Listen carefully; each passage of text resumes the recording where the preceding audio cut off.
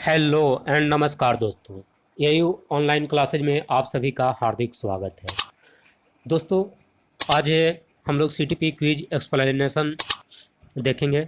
जो आज का प्रश्न है यूपी टेट 2015 पेपर 1 का। उससे पहले आज का मोटिवेशनल कोट्स देख लेते हैं। मेहनत इतनी खामोशी से करो कि कामयाबी शोर मचा दे। मेहनत इतनी खामोशी से करो कि कामयाबी शोर मचा दे। आज का फर्स्ट क्वेश्चन है, शिक्षा के संदर्भ में सामाजिकरण से तात्पर्य है।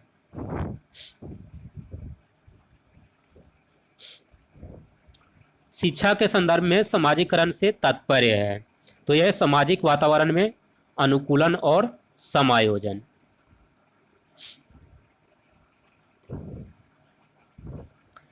शिक्षा के संदर्भ में सामाजिकरण से तात्पर्य है सामाजिक वातावरण में अनुकूलन और समायोजन। सामाजिकरण एक ऐसी प्रक्रिया है जिसके अंतर्गत कोई बालक सामाजिक प्रत्याशाओं और मापदंडों के अनुसार व्यवहार करना सीखता है। अतः इससे शिक्षा के संदर्भ में कहा जा सकता है कि सामाजिकरण से तात्पर्य सामाजिक वातावरण में अनुकूलन और समायोजन से है।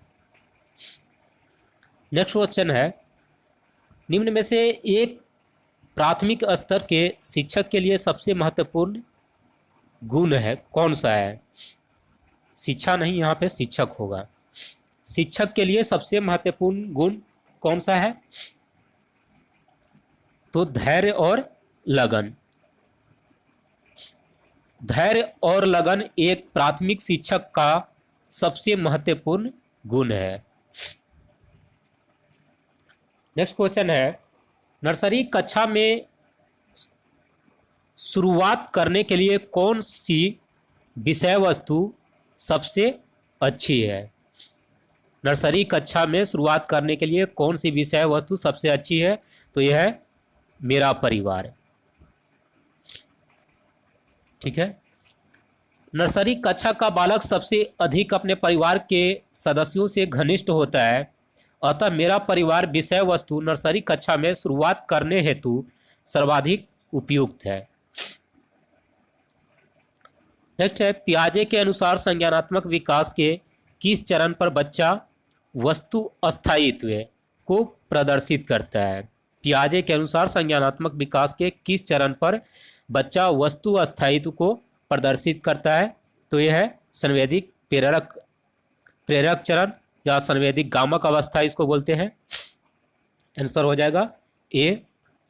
संवेदी प्रेरक चरण के अंतिम दौर में बालक चिंतन प्रारंभ कर देता है और उन वस्तुओं के प्रति भी अनुक्रिया करने लगता है जो सीधे तौर पर दृष्टिगोचर नहीं होता है। इस गुण को वस्तु अस्थायित्व कहा जाता है। नेक्स्ट है, सीखने की प्रक्रिया में शिक्षक की भूमिका होनी चाहिए। तो यह है सुगमकर्ता की जो है भूमिका होनी चाहिए। नेक्स्ट क्वेश्चन है, निम्नलिखित में से कौन सा सूक्ष्म गति कौशल का उदाहरण है? तो ये लिखना होगा। लिखना एक प्रकार का सूक्ष्म गति कौशल है।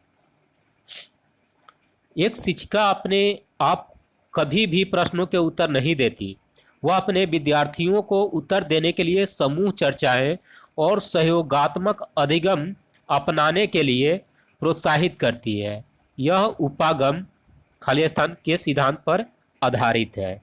तो ये सक्रिय भागीदारी के सिद्धांत पर आधारित है कि एक शिक्षक अपने आप कभी भी प्रश्नों के उत्तर नहीं देती। वह अपने शिक्षार्थियों को उत्तर देने के लिए समूह चर्चाएं और सहयोगात्मक अधिगम अपनाने के लिए प्रोत्साहित करती है। शिक्षण प्रक्रिया में सक्रिय भागीदारी के सिद्धांत के अंतर्गत शिक्षिका अपने आप प्रश्नों के उत्तर नहीं देकर विद्यार्थियों को उत्तर देने के लिए समूह चर्चा और सहयोगात्मक अधिगम अपनाने के लिए प्रेरित करती है। नेक्स्ट क्वेश्चन है, एक बालक की मानसिक आयु 12 वर्ष और शारीरिक आयु 10 वर्ष है, उसका बुद्धि लब्धि होगा।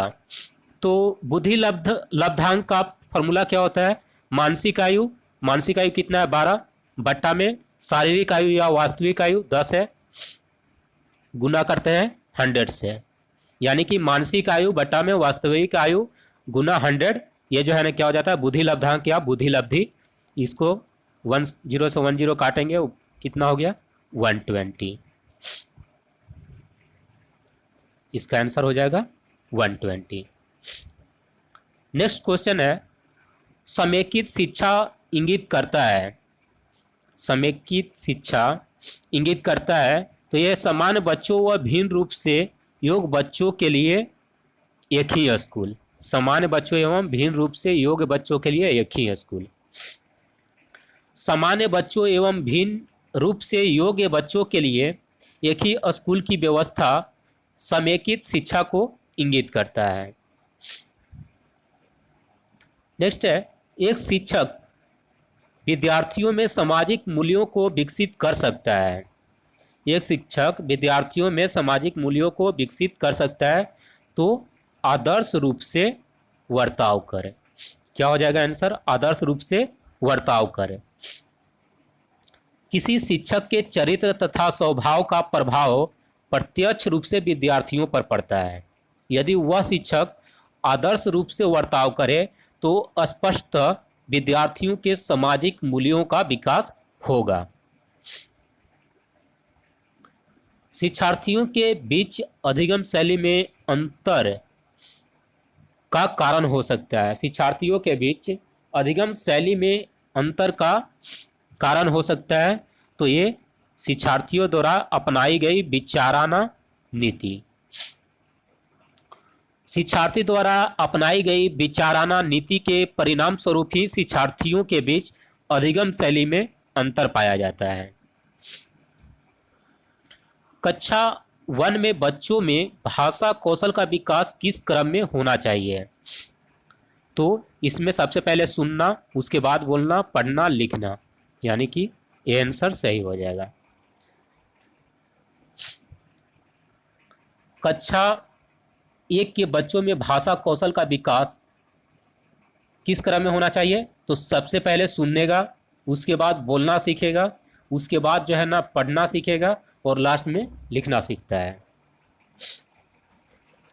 मानव व्यक्तित्व परिणाम है, मानव व्यक्तित्व परिणाम है आनुवांशिकता और वातावरण की अंतःक्रिया का। मानव व्यक्तित्व परिणाम है आनुवांशिकता और वातावरण की अंतःक्रिया का।